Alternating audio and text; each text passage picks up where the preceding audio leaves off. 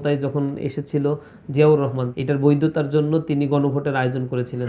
তার উপরে জনগণ ভোট দিয়েছিল। তখন অধিকাংশ মানুষ ছিল অর্ধশিক্ষিত অথবা কম শিক্ষিত বা শিক্ষিত ছিল না। এই মানুষগুলো তখন জিয়াউর রহমানের আদর্শ, নীতি, নৈতিকতা এইসব কিছুই জানতো না, কিন্তু গণভোটে 98% রায় সেখানে দিয়েছে। সেই জন্মের ইতিহাসটা বিএনপি ভুলে যাচ্ছে, বারবার গুনছে, বারবার গুনছে।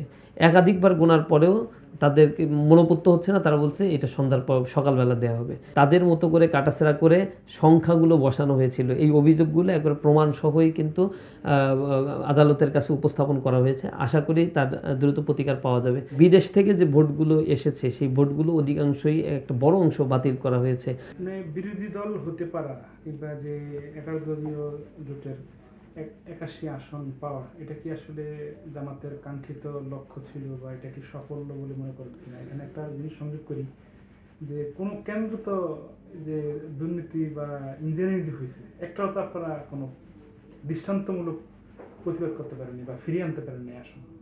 না, এটা এটা ঠিক না। ঢাকাতে তো আমি ছিলাম। ঢাকাতে আপনারা দেখবেন গুরুত্বপূর্ণ ঢাকা 4, ঢাকা 5, তারপরে হচ্ছে ঢাকা 8, এরপরে হচ্ছে ঢাকা 15, ঢাকা 17, ঢাকা 18, এই সব জায়গার ইলেকশনের ফলাফলগুলো তো ঘোষণা করছিল না। ভোট গণনা হয়ে গেছে রাত 8টার মধ্যে, কিন্তু ফলাফল আমরা নির্বাচন কমিশন অফিসে গিয়েছি রাত 2:30টায়। 2:30টায় গিয়ে সচিবকে ঘুম থেকে উঠিয়ে এরপর এ ব্যাপারে আমরা জবাবদিহিতা, প্রেশার ক্রিয়েট করা, সংবাদ সম্মেলন করা, রিটার্নিং কর্মকর্তার অফিস ঘেরাও করে রাখা, এই জাতীয় কার্যক্রম করার মধ্যে দিয়ে তারা বলতেছে বারবার গুনে দেওয়া হচ্ছে তাদেরকে। আমাদের ভাইরা বলতে আমরা খোঁজ নিচ্ছি কী কারণে রেজাল্ট দিতে দেরি হচ্ছে। তারা বলছে সব কিছু রেজাল্ট কমপ্লিট, রিটার্নিং অফিসের কর্মকর্তা দুই একটা জায়গায় ভুল করতেছে, বারবার গুনছে, বারবার গুনছে। একাধিকবার গোনার পরেও তাদেরকে মনোপুত্ত হচ্ছে না। তারা বলছে এটা সন্ধ্যার পর সকালবেলা দেওয়া হবে। তখন আমাদের পক্ষ থেকে বলা হয়েছিল রিটার্নিং অফিসের কর্মকর্তাদের আপনারা ওইখানে অবস্থান করেন এবং তারা যতক্ষণ পর্যন্ত এই ফলাফল ঘোষণা না করে ততক্ষণ পর্যন্ত এই জায়গায় স্থান ছাড়া যাবে না। সকালে ঘোষণা দেয়া মানে ট্রাপে ফেলা এবং রেজাল্ট পাল্টে দেয়া।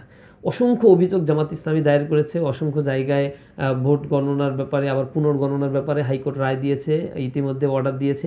সেই জায়গাগুলোতে স্পষ্টভাবে অভিযোগ দায়ের করা হয়েছে যে ফর্ম ছিল কেন্দ্রভিত্তিক, যেটা রেজাল্ট শিট, সেই রেজাল্ট শিটে আগে থেকেই হচ্ছে পুলিং এজেন্টের স্বাক্ষর নিয়ে রাখা হয়েছিল এবং সেখানে পরবর্তীতে তাদের মতো করে কাটাছেড়া করে সংখ্যাগুলো বসানো হয়েছিল। এই অভিযোগগুলো একবার প্রমাণ সহই কিন্তু আদালতের কাছে উপস্থাপন করা হয়েছে। আশা করি তার দ্রুত প্রতিকার পাওয়া যাবে।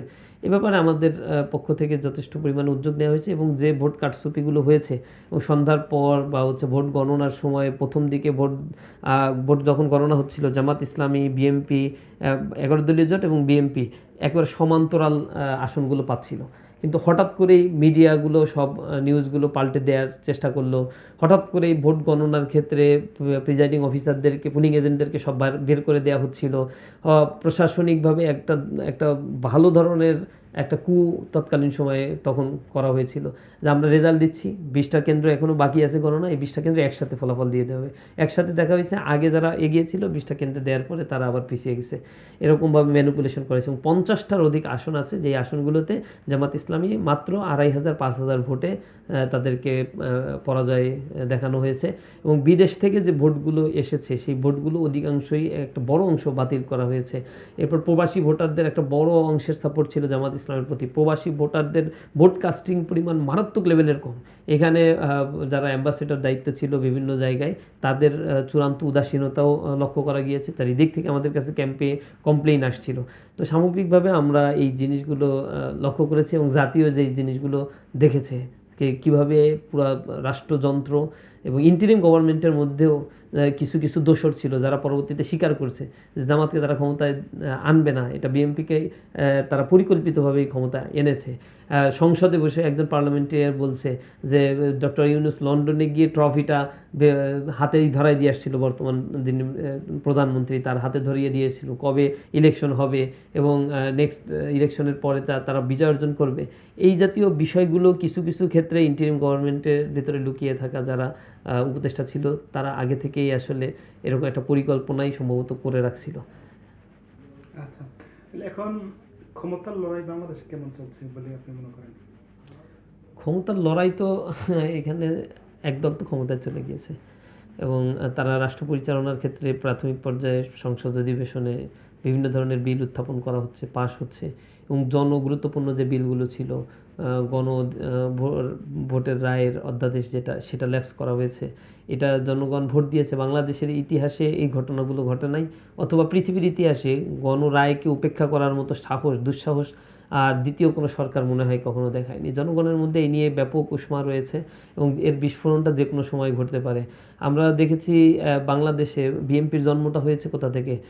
1977 সালে যখন শেখ মুজিব মারা যাওয়ার পরে 77 সালে ক্ষমতায় যখন এসেছিল জিয়াউর রহমান, তখন তার লেজিটিমেসির নিয়ে, এটার বৈধতার জন্য তিনি গণভোটের আয়োজন করেছিলেন এবং সামরিক শাসনের ক্ষেত্রে তার নীতি এবং আদর্শের উপরে জনগণ আস্থা রেখেছে, জাতীয়তাবাদী আদর্শ, তার উপরে জনগণ ভোট দিয়েছিল। তখন অধিকাংশ মানুষ ছিল অর্ধশিক্ষিত অথবা কম শিক্ষিত বা শিক্ষিত ছিল না।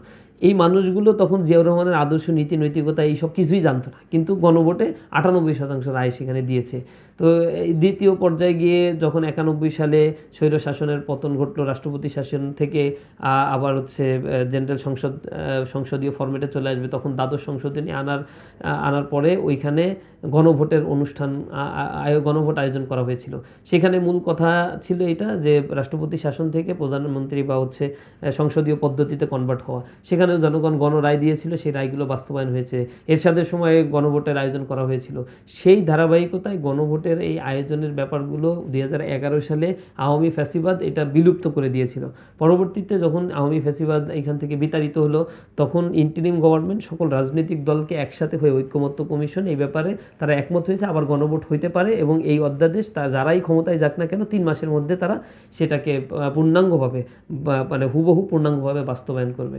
কিন্তু সেই জায়গায় আমরা দেখেছি এই যেই গণভোটের রায়ের মাধ্যমে বিএনপির জন্ম হয়েছে, বিএনপির 91 সালে নির্বাচনের বৈধতা বা তারা পরবর্তীতে ক্ষমতায় যাওয়ার সুযোগটা পেয়েছে, সংসদীয় গণতন্ত্রে চালু হয়েছে, সেই জন্মের ইতিহাসটা বিএনপি ভুলে যাচ্ছে। তাদের হাতে এটা সৃষ্টি হয়েছে গণভোট বাংলাদেশে, আর এটা ধ্বংসও করতে চাচ্ছে আবার তারা। এরা আত্মঘাতী একটা সিদ্ধান্ত বিএনপি নিতে যাচ্ছে, এবং এই আত্মঘাতী সিদ্ধান্তের কারণে তাদের চড়া মাসুল দিতে হবে। সংবিধানেই তারা দ্বিমুখী আচরণ করছে। দেখেন, 7ম অনুচ্ছেদে সংবিধানের বলা আছে জনগণ নাকি এই দেশের মালিক, বা এই দেশের সার্বভৌমত্ব হচ্ছে জনগণের হাতেই। তাদের তথাকথিত সংবিধান, যেটা 72-এর সংবিধান, তারা বলছে যে সংবিধানের বৈধতা, যে সংবিধান আসলে ফ্যাসিবাদ উৎপাদন করছে, এই সংবিধান সংস্কারের ব্যাপারে তারা নিজেরাও তাদের 31 দফার 1ম দফা বলছে সংবিধান সংস্কার কমিশন গঠন করবে। এখন তারা ক্ষমতায় গিয়ে ক্ষমতায় টেকার জন্য, অথবা ক্ষমতাকে মানে যাতে তারা তাদের মতো করে ব্যবহার করতে পারে, সেজন্য তারা তাদের অঙ্গীকারগুলোই ভুলে গিয়েছে। তো এই জায়গা থেকে বিএনপি হয়তো মনে করছে সাময়িকভাবে তারা কিছু ফায়দা নিতে পারছে, কিন্তু জনগণ অপেক্ষা করে, সঠিক পথে আসার জন্য সময় দেয়। কিন্তু যখন তারা সময়ের সদ্ব্যবহার করে না, তখন এর মাসুল তো তাদেরই গুনতে হবে, এবং পরিণতিটা সেই একই রকম হবে যেই পরিণতি আওয়ামী লীগের হয়েছে, এরশাদের আমলে হয়েছিল। যেভাবে তারা আগাচ্ছে, আমার মনে হচ্ছে সেই লাইনেই হচ্ছে বিএনপি এখন আস্তে আস্তে যাচ্ছে।